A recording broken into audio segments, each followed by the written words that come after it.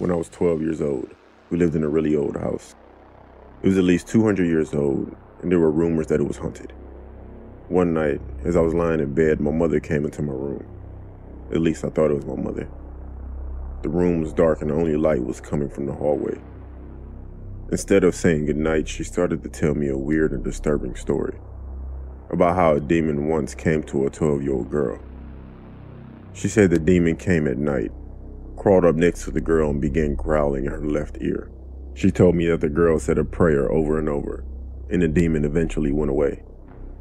I remember just laying there, looking at her, wondering why she was telling me this story, especially right before I went to sleep.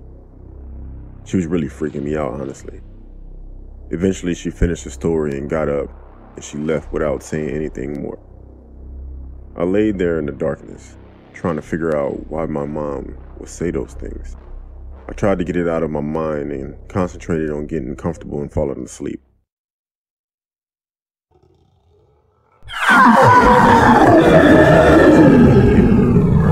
I couldn't tell if the sound was human or animal. It was a growling sound that left me terrified. I was too afraid to move. I was too afraid to breathe.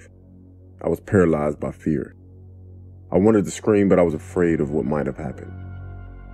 At that moment, I thought of a prayer and started reciting it in my head. I was too terrified to say anything aloud. The growling continued for what felt like an eternity. Then suddenly it stopped. I lay there listening for any other sounds, but all I could hear was an eerie silence.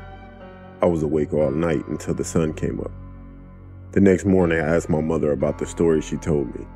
She claimed she knew nothing about it. She said she had never come into my room the previous night. What she said scared me even more than the growling itself. She said, "That wasn't me. Why would I tell you such a horrible story?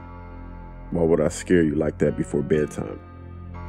To this day, I still cannot come up with an explanation. I believe that whoever or whatever it was that came into my room that night, it was not my mother.